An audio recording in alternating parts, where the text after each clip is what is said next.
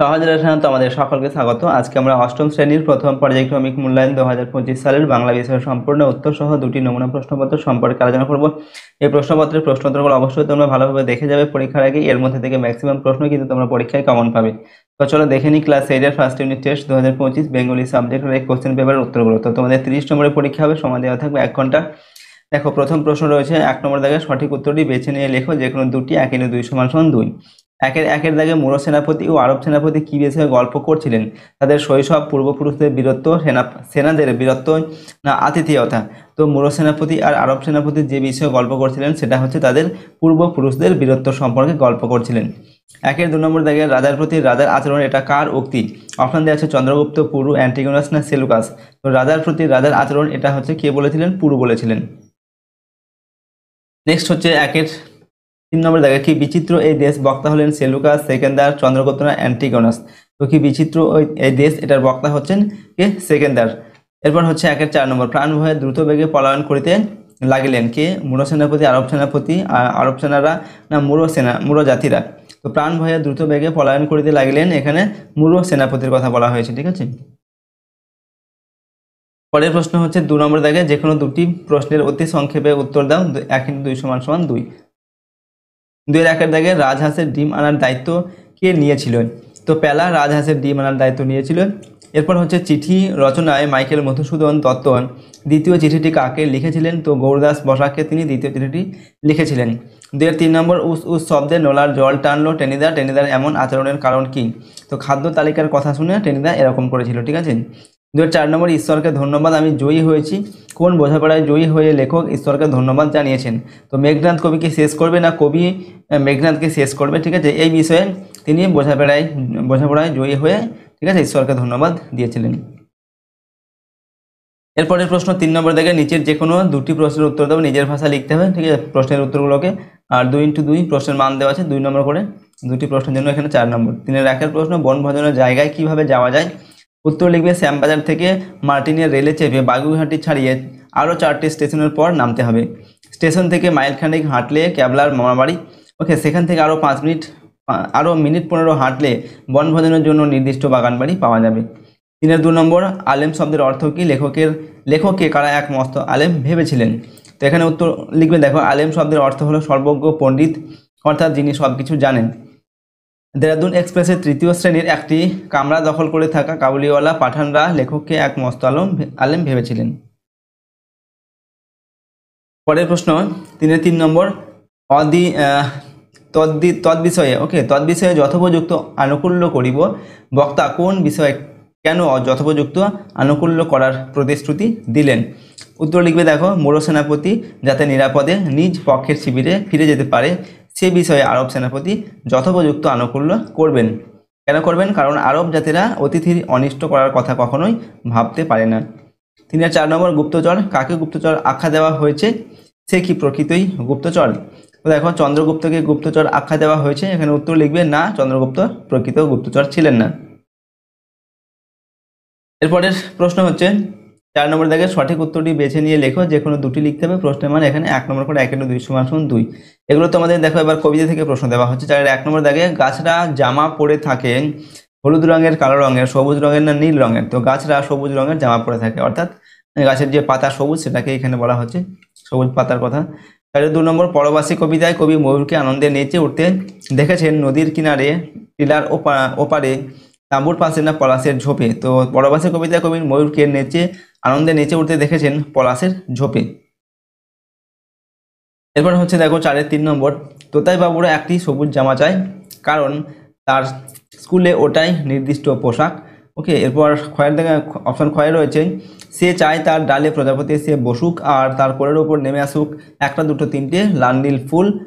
Option 3 গয়ে দেওয়া আছে তার দাদু বহুদিন ধরে তাকে তেমন একটা জামা উপহার দিতে চাইছেন, এরপর সে জামাটি পরে গাছেদের মতো এক পায়ে দাঁড়িয়ে থাকতে চায়। তো 4টি অপশন দেওয়া আছে। তো তোতাই বাবুরা একটি সবুজ জামা চায় কারণ হচ্ছে সে চায় তার ডালে প্রজাপতি এসে বসুক আর তার কোলের ওপর নেমে আসুক 1, 2, 3টে লাল নীল ফুল। তাহলে 4 নম্বর হচ্ছে বাঁচিয়ে যাবে সকল ব্যথা, আঘাত, জখম, ক্ষত। তো বাঁচিয়ে যাবে সকল জখম, এখানে উত্তর হবে জখম। এরপরের প্রশ্ন হচ্ছে 5 নম্বর থেকে নিচের যে কোনো দুটি প্রশ্নের অতি সংক্ষেপে উত্তর দাও। 1 × 2 = 2। 5-এর 1-এর দাগে রয়েছে সেইটে সবার চেয়ে শ্রেয়, কোনটি সবার চেয়ে শ্রেয়? উত্তর লিখবে ভেসে থাকতে পারা সবার চেয়ে শ্রেয়। কবিতায় চড়ুই পাখিটিকে কোথায় বাসা বাঁধতে দেখা যায়? তো কতকের ঘরে চড়ুই পাখিকে বাসা বাঁধতে দেখা যায়। 5-এর 3 নম্বর, শুনেছি সিন্ধুমণির হরিণ আহ্বান, সিন্ধুমণি কার হাতে তীরবিদ্ধ হন? তো রাজা দশরথের হাতে সিন্ধুমণি তীরবিদ্ধ হন।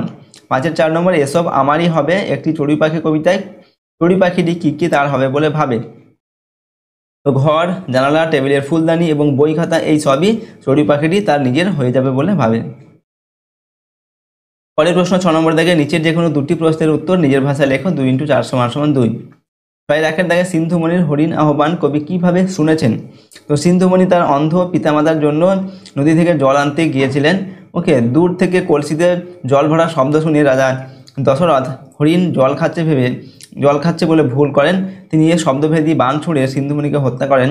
নিজের অজান্তে সিন্ধুমণি যেমন নিজের মৃত্যুকে ডেকে এনেছিল, তেমনি নদীতে জলপানরত হরিণও যেন তার অজান্তেই জলপানের শব্দ মৃত্যু দূত চিতাকে ডেকে এনেছে বলে কবির মনে হয়েছে। 6-এর 2 নম্বর, হয়তো ভাবে চড়ুই পাখি কিভাবে বলে কবি মনে করেন? তো কবির মনে হয় যে কৌতূহলী দৃষ্টি নিয়ে চেয়ে থাকা চড়ুই পাখিটি হয়তো ভাবছে কবি মারা গেলে কবির ঘরদোর, জানালা, টেবিলে রাখা ফুলদানি, বই খাতা সব তার হবে।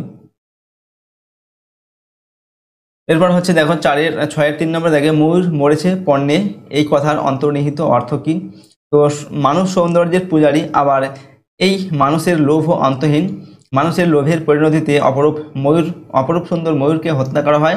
তার মাংস আর পালকের জন্য পণ্য হিসেবে তাকে শিকার করা হয়। 6-এর 4 নম্বর, মনের সঙ্গে বোঝাপড়ার পর কী করা আবশ্যক? তো মনের সঙ্গে বোঝাপড়ার পর হৃদয় উন্মুক্ত করে সমস্ত তফাৎ পার্থক্য ভুলে সবকিছুর মধ্যে আনন্দ ও মঙ্গল খুঁজে নেওয়া আবশ্যক। এরপরের প্রশ্ন হচ্ছে 7 নম্বর দেখে, নিচের যে কোনো 4টি প্রশ্নের অতি সংক্ষেপে উত্তর দাও। 1 × 4 = 4। 7-এর 1-এর দাগে, অপদের বাড়ি হইতে কিছু দূরে খুব বড় অশ্বত্থ গাছ ছিল। গাছটির দিকে তাকিয়ে অপ কি ভাবত? তো দূরের কোনো দেশের কথা সে ভাবত গাছটির দিকে তাকিয়ে। 7-এর 2 নম্বর, অপুর বাবা ও মায়ের নাম কি ছিল? অপুর বাবার নাম ছিল হরিহর ও মায়ের নাম ছিল সর্বজয়া। 7-এর 3 নম্বর, মহাভারতের অপর সবচেয়ে প্রিয় চরিত্র কোনটি? তো কর্ণ হচ্ছে মহাভারতের অপর সবচেয়ে প্রিয় চরিত্র। 7-এর 4 নম্বর, মায়ের কাছ থেকে অপু কার লেখা মহাভারত শুনতো? তো কাশিরাম দাসের মহাভারত সে শুনতো। 7-এর 5 নম্বর, যুদ্ধ জিনিসটি উপভোগ করার জন্য অপু কি করতো? তো গাছের ডালকে অস্ত্রের মতো হাতে নিয়ে ঘুরে বেড়াতো। ওকে।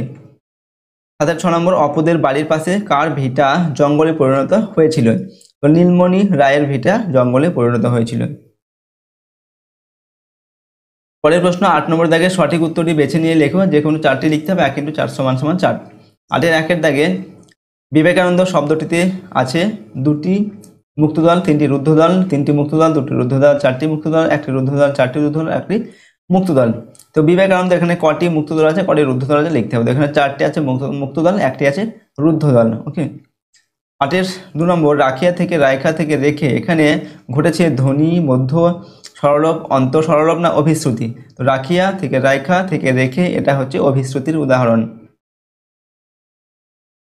পরের প্রশ্ন 8-এর 3 নম্বর, মুক্ত থেকে মুকুতা এক্ষেত্রে ঘটেছে আদি স্বরাগম, মধ্য স্বরাগম, অন্ত স্বরাগম না মধ্য ব্যঞ্জনাগম? এখানে ঘটেছে মধ্য স্বরাগম। ঠিক আছে, মাঝখানে এই যে হ্রস্ব স্বরধ্বনি যোগ হয়েছে, তাই এটা হচ্ছে মধ্য স্বরাগম। 8-এর 4 নম্বর, বরফ শব্দটিতে আছে 2টি দল, রুদ্ধদল আর মুক্তদল, 3টি দল মুক্তদল, রুদ্ধদল, 2টি দল রুদ্ধদল আর 2টি দল মুক্তদল, রুদ্ধদল।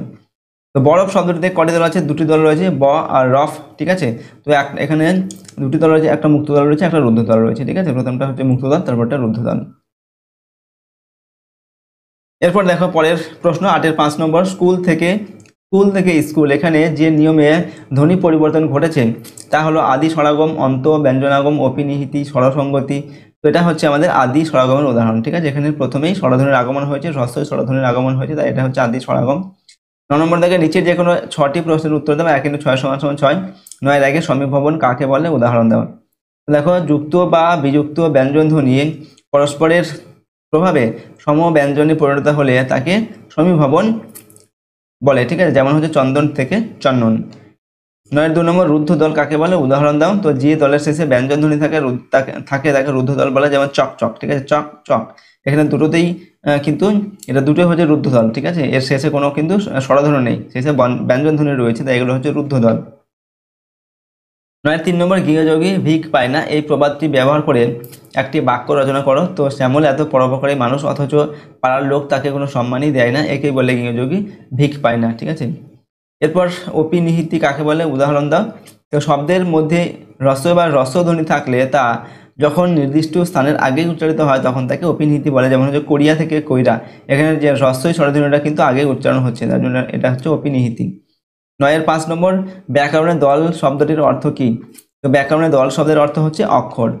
9-এর 6 নম্বর দাগে ধ্বনি লোপের একটি উদাহরণ দাও। তো এখানে উত্তর লিখবে অলাব থেকে লাও, এটা হচ্ছে ধ্বনি লোপের, এখানে ধ্বনি লোপ হয়েছে, যে অধ্বনিটা লোপ পেয়েছে।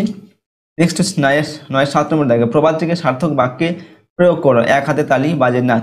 ওকে, তো এখানে লিখবে, দেখো দুজনেরই সমান দোষ আছে, কারণ এক হাতে তালি বাজে না, তো এরকম করে আমরা এই বাক্যটি লিখলাম। এরপর চলো আমরা আরো একটি প্রশ্নপত্রের সেট দেখব, ঠিক আছে। তো এই প্রশ্নপত্রের সেটের প্রশ্ন এবং উত্তরগুলো দেখে নাও। এখানে কি প্রশ্ন রয়েছে, প্রথমে 1 নম্বর দেখে নিচের বিকল্পগুলি থেকে বিকল্পগুলির মধ্যে ঠিক বিকল্পটি বেছে নিতে বলা হচ্ছে, দুটি লিখতে হবে। প্রশ্নে মানে 1 × 2 = 2। একের দাগে দেখো বলা হচ্ছে চন্দ্রগুপ্তকে নির্বাচিত করেছিলেন সেকেন্দার মহাপদ্ম নন্দনা সেলুকাস। তো সেকেন্দারকে কে নির্বাচিত করেছিলেন, উত্তর হচ্ছে নন্দ। ওকে, 1-এর 2 নম্বর রজনী শেষে আরব সেনাপতির লোক তাহার নাম ডাকিল, নিদ্রা ভঙ্গ করাইল, শয্যা তুলিল না, দ্বারে করাঘাত করিল। তো রজনী শেষে আরব সেনাপতির লোক তাহার নিদ্রা ভঙ্গ করাইল, অর্থাৎ রাত্রি শেষে তাকে ঘুম থেকে জাগিয়ে তুললো, ঠিক আছে। 1-এর 3 নম্বর টেনিদাকে বাদ দিয়ে চাঁদা উঠেছিল 6 আনা 10 টাকা 6 আনা 10 টাকা 10 টাকা 4 আনা। তো টেনিদাকে বাদ দিয়ে চাঁদা উঠেছিল 10 টাকা। 1-এর 4 নম্বর দাগে গ্রিক সম্রাটের সামনে গ্রিক সেনাপতির কি শোভা পায় না, তরবারি ধারণ করা, উঁচু গলায় কথা বলা, চক্ষু রক্তবর্ণ করা, ঘোড়ায় চড়া। তো গ্রিক সম্রাটের সামনে গ্রিক সেনাপতির কি শোভা পায় না, চক্ষু রক্তবর্ণ করা শোভা পায় না।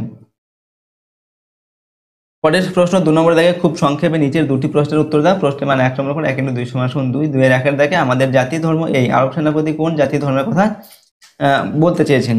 তো আরবদের জাতীয় ধর্ম হলো আতিথেয়তা, অর্থাৎ তারা কখনোই অতিথির অনিষ্ট চিন্তা করে না। 2-এর 2 নম্বর চন্দ্রগুপ্ত নাট্যাংশটির ঘটনাস্থল কোথায়। তো চন্দ্রগুপ্ত নাট্যাংশটির ঘটনাস্থল হচ্ছে সিন্ধু নদতট, অর্থাৎ সিন্ধু নদীর তীরে আর কি। 2-এর 3 নম্বর মাইকেল মধুসূদন দত্ত 3টি চিঠি কাকে কাকে লিখেছিলেন। তো মাইকেল মধুসূদন দত্ত প্রথম চিঠিটি লিখেছিলেন ঈশ্বরচন্দ্র বিদ্যাসাগরকে, দ্বিতীয় চিঠিটি লিখেছিলেন গৌরদাস বসাককে এবং তৃতীয় চিঠিটি লিখেছিলেন রাজনারায়ণ বসুকে। পরের প্রশ্ন হচ্ছে 3-এর 4 নম্বর দাগের প্রশ্ন, 3 নম্বর দাগের প্রশ্ন দেখো। এখানে নিচের যে কোনো দুটি প্রশ্নের উত্তর নিজের ভাষায় লেখো। 2 × 2 = 4। 3-এর 1-এ স্টেশনে পৌঁছে দেখলুম, কোন স্টেশনের কথা বলা হয়েছে, লেখক স্টেশনে পৌঁছে কি দেখলেন। তো এখানে পথচলতি পাঠ্যাংশের লেখক আচার্য সুনীতি কুমার চট্টোপাধ্যায় কলকাতার ট্রেন ধরার জন্য গয়া স্টেশনে পৌঁছান, ঠিক আছে। তো এখানে এই গয়া স্টেশনের কথাই বলা হয়েছে। বা স্টেশনে পৌঁছে তিনি কি দেখলেন না, দেরাদুন এক্সপ্রেস সময় মতো পৌঁছালেও তাতে অসম্ভব ভিড় ছিল, মধ্যম শ্রেণীর কামরায় ওঠা তার পক্ষে দুঃসাধ্য ছিল, দ্বিতীয় শ্রেণীর কামরায় যাত্রীরা মেঝেতে বিছানা বেঁধে শুয়ে বসে দাঁড়িয়ে রয়েছে, কিন্তু তৃতীয় শ্রেণীর একটি কামরায় একেবারে ভিড় ছিল না, কয়েকজন কাবুলিওয়ালা কামরাটির দখল নিয়েছিল। এরপরের প্রশ্ন হচ্ছে 3-এর 2 নম্বর আমি তারই প্রতিশোধ নিতে বেরিয়েছি, কে কিসের প্রতিশোধ নিতে বেরিয়েছেন। ওকে, তো দেখো চন্দ্রগুপ্ত সেকেন্দার শাহকে বলেন যে তিনি মগধের রাজপুত্র, তার সৎ ভাই নন্দ সিংহাসন অধিকার করে তাকে রাজ্য থেকে বিতাড়িত তাড়িয়ে দিয়েছেন, সেই প্রতিশোধ নেওয়ার জন্য তিনি দিগ্বিজয়ী বীর সেকেন্দার শাহর রণকৌশল শিখতে সেনাপতি সেলুকাসের কাছে আসেন। 3-এর 3 নম্বর তাহা হইলে আমাদের উভয়ের প্রাণ রক্ষার কোন উপায় বক্তা এক্ষেত্রে বলেছেন। তো সূর্যোদয়ের পূর্বে যদি মূল সেনাপতি ঘোড়া দ্রুত বেগে ছুটিয়ে আরব শিবির ছেড়ে নিজ পক্ষের শিবিরে পৌঁছাতে পারে তাহলে উভয়েরই প্রাণ রক্ষার সম্ভাবনার কথা বক্তা বলেছেন। 3-এর 4 নম্বর জগতে একটা কীর্তি রেখে যেতে চায়, বক্তাকে তিনি কিভাবে এই কীর্তি রেখে যেতে চান। তো বক্তা হলেন এখানে সেকেন্দার। এবার কিভাবে তিনি কীর্তি রেখে যেতে চান না, তিনি শৌখিন দিগ্বিজয়ের মাধ্যমে জগতে একটা কীর্তি রেখে যেতে চান। নেক্সট হচ্ছে দেখো 4 নম্বর দাগে নিচের বিকল্পগুলির মধ্যে ঠিক বিকল্পটি বেছে নাও, যে কোনো দুটি লিখতে হবে। 1 × 2 = 2। কারণ 1-এর দাগে সবুজ জামা পরলে তোতাই এর ডালে এসে বসবে প্রজাপতি, ফড়িং, মৌমাছি না বোলতা। তো সবুজ জামা পরলে তোতাই এর ডালে এসে বসবে প্রজাপতি। তার 2 নম্বর, উঠলো কেঁপে আর্তরবে, আর্তরব করে ওঠে বন্দর, পাহাড়, পাঁজর না ঝঞ্ঝা। তো এখানে দেখো আর্তরব করে ওঠে কি পাঁজর, এখানে সঠিক উত্তর হবে পাঁজর। তার 3 নম্বর, কতকটা এ ভবের ধারা, গতিক, নিয়ম না গতিবিধি। তো কতকটা এ ভবের গতিক। 4 নম্বর, তোতায় স্কুলে যাবে না কেন? সবুজ জামা পরে এক পায়ে দাঁড়িয়ে থাকবে বলে, রোদে দাঁড়িয়ে থাকবে বলে, পড়া হয়নি বলে, সারাদিন খেলবে বলে। তো তোতায় স্কুলে যাবে না কারণ সবুজ জামা পরে এক পায়ে দাঁড়িয়ে থাকবে বলে। নেক্সট 5 নম্বর দেখে সংক্ষেপে নিচের দুটি প্রশ্নের উত্তর দাও। 1 × 2 = 2, 5 এর 1। চিতা চলে গেল, চিতা কিভাবে চলে গেল? তো চিতা বন্য প্রাণের কথাকলির বেগ তুলে লুব্ধ হিংস্র ছন্দে চলে গেল। এরপর 5 2 নম্বর, সবুজ জামা আসলে কি? তো সবুজ জামা আসলে সবুজ পাতার সমন্বয় বা সবুজ পাতার সমাহার। সেইটি সবার চেয়ে শ্রেয়, কোনটি সবার চেয়ে শ্রেয়? ভেসে থাকতে পারা সবার চেয়ে শ্রেয়। আমাকেই দেবেন বিধাতা, বিধাতা কাকে কি দেবেন? কথকের ঘর, দরজা, জানলা, টেবিলের ফুলদানি, বই খাতা, অর্থাৎ ঘরের সবকিছু চড়ুই পাখিটিকে বিধাতা দেবেন। পরের প্রশ্ন 6 নম্বর থেকে নিচের যে কোনো দুটি প্রশ্নের উত্তর নিজের ভাষায় লেখো। 2 × 2 = 4। মান্ধাতাড়ি আমল থেকে চলে আসছে এমনি করে। মান্ধাতাড়ি আমল বলতে কি বোঝো? তখন থেকে কি চলে আসছে। দেখো মান্ধাতাড়ি আমল বলতে বোঝায় বহুদিন ধরে চলে আসছে এমন। তো কবি বলেছেন, ভালো অথবা মন্দ যাই হোক না কেন সত্যকে যেন আমরা সহজভাবে গ্রহণ করি। ওকে, কেউ আমাদের ভালোবাসে, আবার কেউ ভালোবাসে না। কেউ ধার দেনা বিক্রি হয়ে গেছে, অথচ এমন মানুষও আছে যে সিকি পয়সাও ধার করে না। এরকম বিপরীত ঘটনা বহুদিন ধরে চলে আসছে। এই প্রসঙ্গে কবি মান্ধাতার আমল এই কথার উল্লেখ করেছেন।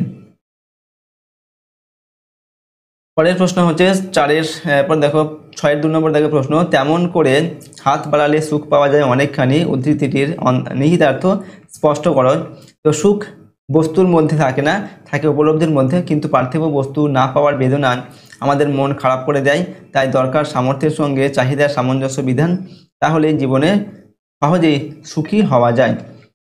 3 নম্বর, তোতায় সবুজ জামা পরলে কি কি ঘটনা ঘটবে? তোতায় সবুজ জামা পরলে তার গায়ে প্রজাপতি এসে বসবে, তার কোলের কাছে লাল নীল ফুল ঝরে পড়বে একটা দুটো করে। 4 নম্বর হচ্ছে ময়ূর মরেছে পণ্যে। এই অংশের অন্তর্নিহিত অর্থ কি? তো মানুষ সৌন্দর্যের পূজারী, আবার এই মানুষের লোভও অন্তহীন। মানুষের লোভের পরিণতিতে সুন্দর ময়ূরকে হত্যা করা হয়, তার মাংস আর পালকের জন্য পণ্য হিসেবে তাকে শিকার করা হয়। এরপরের প্রশ্ন দেখো 7 নম্বর দাগে নিচের যে কোনো 4টি প্রশ্নের উত্তর নিজের ভাষায় লেখো। 1 × 4 = 4। 7-এর 1 নম্বর দাগে নবীন পালিত মাঠে বেড়াতে বেড়াতে কি বিষয়ে গল্প করেছিলেন? তো নবীন পালিত মাঠে বেড়াতে বেড়াতে বলেছিলেন, একবার এই মাঠে উত্তর অংশে জমিতে শাক আলুর চাষ করে কেমন লাভ করেছিলেন সে গল্পই তিনি করেছিলেন। কেমন লাভ হয়েছিল সেই গল্প করেছিলেন। 7-এর 2 নম্বর, অপর টিনের বাক্সে থাকা দুটি সম্পত্তির উল্লেখ করো। তো টিনের ভেপো, বাঁশি এবং একটা 2 পয়সা দামের পিস্তল, ঠিক আছে, এগুলো ছিল তার টিনের বাক্সে। অপুর বাবা মা ও দিদির নাম লেখো। তো অপুর বাবার নাম হরিহর, মায়ের নাম সর্বজয়া, দিদির নাম হচ্ছে দুর্গা, ঠিক আছে। 7-এর 4 নম্বর হচ্ছে আহারাদির পর কখনো কখনো অপুর মা কি করতেন? তো কাশিদাসী মহাভারত তিনি পড়তেন, ঠিক আছে। আহারাদির পর বা আহারাদির পর মানে খাওয়া দাওয়ার পর, ঠিক আছে, তিনি কাশিদাসী মহাভারত পড়তেন। 7-এর 5 নম্বর, নিশ্চিন্দপুরের কয়েকজন লোক সরস্বতী পুজোর বিকেলে কোথায় গিয়েছিল? তো নীলকণ্ঠ পাখি দেখতে গিয়েছিল, ঠিক আছে তারা। 7-এর 6 নম্বর, হরিহর তার ছেলেকে নিয়ে কখন কোথায় গিয়েছিল? এখানে উত্তর লিখবে, হরিহর তার ছেলেকে নিয়ে শিষ্য লক্ষণ মহাজনের বাড়ি গিয়েছিল।